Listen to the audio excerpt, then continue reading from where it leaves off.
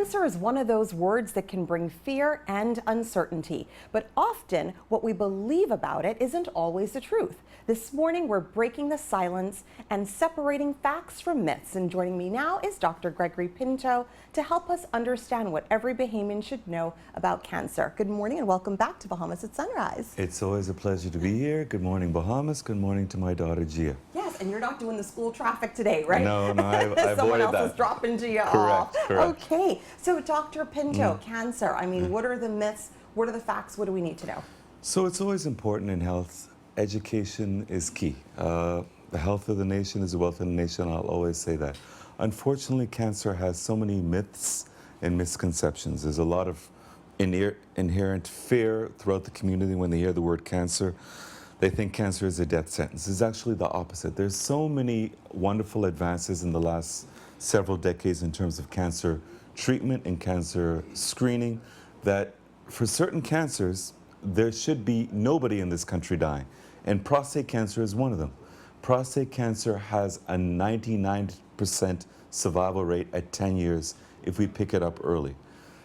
Colon cancer, no one should be dying of colon cancer. Getting a colonoscopy starting at the age of 45 and then routinely getting it every 8 to 10 years after that can prevent you from getting colon cancer, because when we can pick up polyps, which are either malignant or pre-malignant, removing them is not just diagnostic but actually therapeutic. It'll prevent you from advancing and going on to develop colon cancer. So you don't just get colon cancer.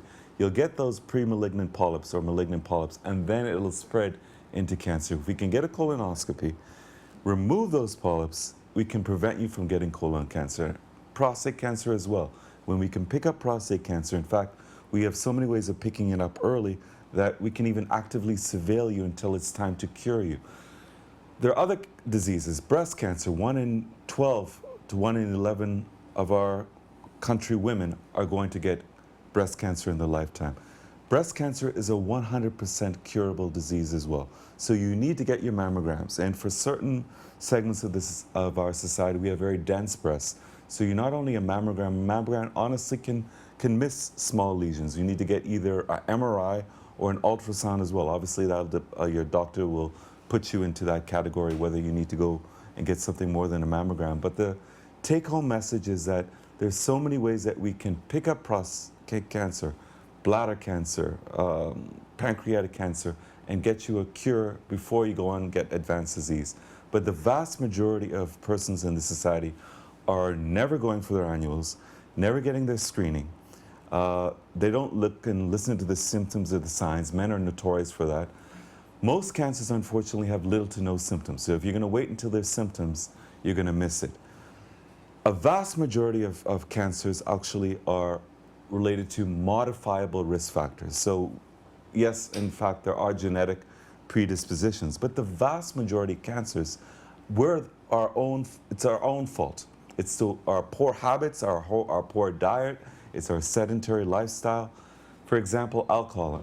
An average Bahamian drinks too much alcohol.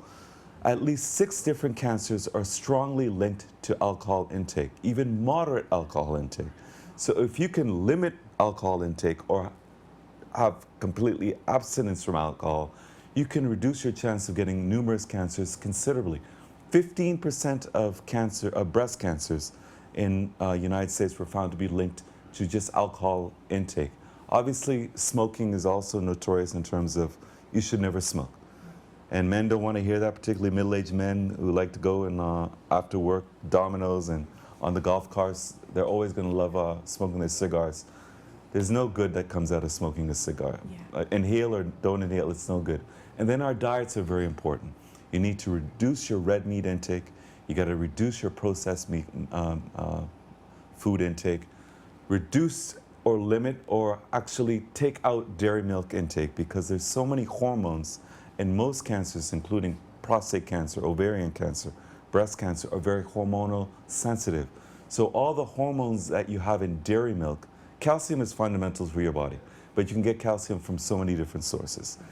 Dairy milk is not an important source of calcium. In fact, most of the dairy milk the calcium in dairy milk, you can't even absorb. That's another topic, but basically the calcium in dairy milk is bonded to phosphate, and you cannot absorb calcium phosphate. So all of those commercials telling you that milk does the body good, in fact, it does a lot of grievous harm. Okay. And you know, one of the things that you mentioned, which I think is so important, is that a lot of these things you can detect early, but it does require individuals to come and see the doctor and get your annuals. Why do you think people don't often come out or do their annuals as they should? Well, we'll speak with men who are notorious for it. For them, ignorance is bliss, and a lot of it is fear. Fear on so many levels. If they don't know about it, they don't have to worry about it. But the problem is, many of them don't want to see a doctor. But when you get advanced disease, you're going to be in and out of hospital. You're going to become a burden to your family. You're going to be sitting in the emergency room 6-8 hours at a time every few months. You're going to be in hospital for weeks at a time. You're going to be in and out of surgery. You'll need to avoid all that. If you don't want to see a doctor, fine. Only do it once a year or biannually, and that can allow you to have better living of longevity. You can live longer and live better.